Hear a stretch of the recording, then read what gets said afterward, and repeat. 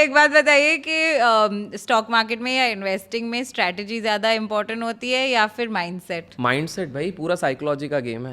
मतलब 80% is psychology, 20% is strategy. Simple सी बात है, आपको बेस्ट से बेस्ट स्ट्रैटेजी भी बता दूं, 20% उसका अगर फेलियर का चांस है, आप लेके बैठे रहे नहीं बढ़ेगा बढ़ेगा बढ़ेगा बढ़ेगा, वो नहीं बढ़ा और नीचे गिर गया तो आपका नुकसान होना ही है। प्रॉब्लम यह है कि everybody is looking for a holy grail strategy.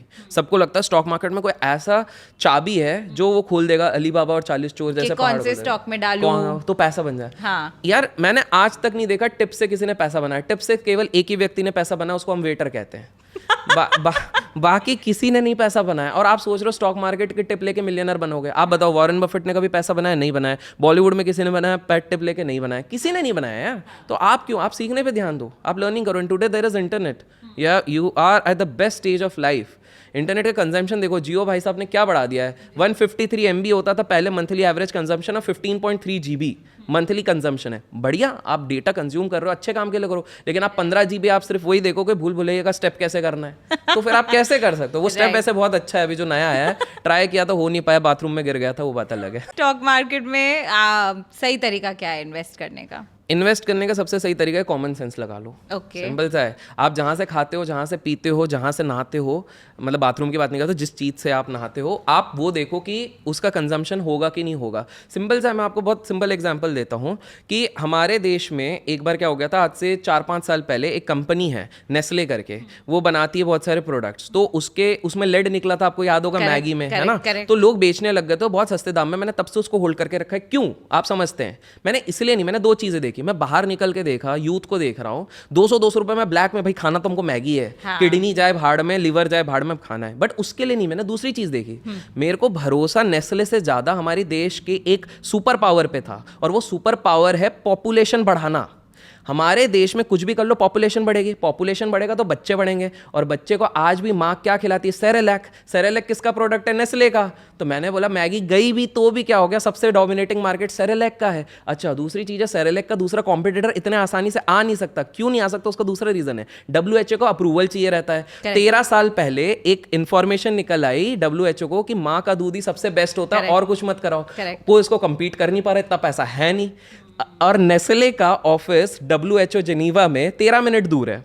कोई अगर आके केस भी करने जाएगा उस पे, तो उससे पहले वो पहुंच जाएंगे उस केस को जीतने के लिए। तो मैंने बोला इतना बड़ा इनके पास ये है तो भैया ये तो चलेगा। वो आराम से डिविडेंड्स दिए जा रहा है, 3 गुना हुए जा रहा है, कुछ करना ही नहीं, कॉमन सेंस लगाए आप। सिंपल है, आज से 4 साल पहले आपको सिंपल सा सोचना था, हम घर के ग्रोसरी सबसे ज्यादा शॉपिंग करने कहाँ जा रहे हैं? D mart. अगर कुछ आंख बंद करके भी सोचा होता है भैया डी मार्ट है बढ़िया, जाओ, उसके भी शेयर लिया होता, आपने करा होता। सबसे ज्यादा गाड़ियां, देखो आपको पता करना है, गाड़ी बनाने का कॉस्ट किसी भी कंपनी सबसे ज्यादा होता है। It's a very asset heavy cost. हजारों करोड़ लगते हैं। हजारों करोड़ के कारण नए प्लेयर्स आ नहीं पाते, तो गिनती के वो पुराने ही प्लेयर्स है ना। तो क्या बचता है? मारुति, टाटा मोटर्स, ये सब बचता है। 2 व्हीलर की जगह 4 व्हीलर लगाओ। क्यों? क्योंकि आजकल सबको शौक चढ़ा हुआ है, हर घर में 2 गाड़ियां होनी चाहिए। सिंपल है। तो थोड़ा कॉमन सेंस लगाओगे, सबसे बेस्ट तरीका यही है, कॉमन सेंस लगाओ, पैसा लगाओ। मैंने बहुत आसानी से बताया। कॉमन सेंस इतना कॉमन नहीं है, आपका बहुत सारा रिसर्च किया हुआ है। अरे मतलब आपका स्टडी किया हुआ है, मतलब नहीं, गिर पड़ के आया है। ये गिर पड़ के आया है। तो स्टार्टिंग में लोगों की गलती होगी। कॉमन सेंस करो and read books even if you are not consuming. 2-3 किताबें पढ़ लो, कॉमन स्टॉक्स, अनकॉमन प्रॉफिट पढ़ लो, उसके बाद पीटर लिंच की बुक्स पढ़ लो, दैट्स इट। ये 2-3 भी पढ़, अरे मतलब स्टार्ट करने के लिए। हाँ, जो लोग फॉर एग्जांपल फाइनेंस के बैकग्राउंड में नहीं है, उनको अगर स्टार्ट करना है, जस्ट रीड दीस 2 बुक्स। पीटर लिंच की कोई सी भी 2-3 किताबें पढ़ लो, 2 किताबें, एंड इट्स वेरी इजी। तो आप ये 3 किताबें पढ़ लो, पीटर लिंच की पढ़ लिया आपने, कॉमन स्टॉक्स, अनकॉमन प्रॉफिट पढ़ लिया। और लोग लेकिन गलती क्या करेंगे, शुरू करेंगे इंटेलिजेंट इन्वेस्टर से। क्योंकि हमारे देश में सबसे बड़ी प्रॉब्लम है कि हर इंसान सोचता है मैं इंटेलिजेंट हूँ, but still IIT IIM crack नहीं होती है। ठीक है, तो विद ड्यू रिस्पेक्ट, ऐसा नहीं है कि जिसने नहीं किया है वो नहीं हो सकता, बट मुझे विवाद करने के पैसे दिए गए तो इसलिए मैं कर रहा हूँ। तो पॉइंट ये है कि हम लोग हमेशा सोचते हैं इंटेलिजेंट इन्वेस्टर है। भाई स्टॉक मार्केट वालों को 3 बार पढ़नी पड़ती तब जाके पहली बार समझ में आता है। एक बार में नहीं आती, मुझे तो नहीं आता क्योंकि मैं फाइनेंस। अरे मैंने 7 पेज पढ़ के पहली बार तो सो गया था मैं, तो वो मेरा स्लीपिंग पिल था। लगा कुछ लोगों को फाइनेंस समझ में आता है और मेरे जैसे लोगों को शायद नहीं आता। अरे वो बाबा आदम के जमाने में लिखी गई है, उसके आधे शब्द तो समझ में ही नहीं आते। इवन वॉरेन बुफेट बुक मैंने पढ़ी है, लेकिन ऐसा लगता है कि उसको दोबारा और तिबारा पढ़ो तो ज्यादा समझ में आएगा। हाँ। और अगर मेरे जैसा कोई इन्वेस्टर है और मेरे पास 10 लाख रुपए है, तो अभी मैं कैसे, आपके पास तो ज्यादा है, बट ठीक है 10 लाख है, ठीक है, स्पेयर में अगर रखे हुए मेरे पास, तो हाँ। उसको मुझे कैसे इन्वेस्ट करना चाहिए? कुछ नहीं है, देखो अगर आपका ना एक्टिव प्रोफेशन कुछ और है, आप उस पर ज्यादा ध्यान दो। पहली चीज तो वो है, टाइम ही नहीं होता है बिल्कुल, तो आप investing उसको का। ग्रो करो, बट इस 10 लाख रुपए को ना आप म्यूचुअल फंड रूट से जाओ, एक साथ मत डालो।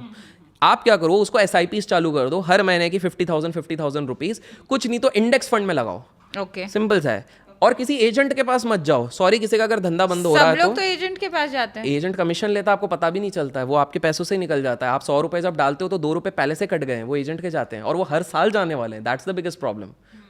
तो आप भी अपने एजेंट से थोड़ा संभल के रहो, है ना। तो आप क्या करो, सिंपल सा डायरेक्ट इन्वेस्टिंग करो ना। इतने सारे ऐप्स आ गए, मैं किसी ऐप का नाम नहीं लूंगा क्योंकि अभी पैसा नहीं दिया है किसी ने प्रमोट करने का।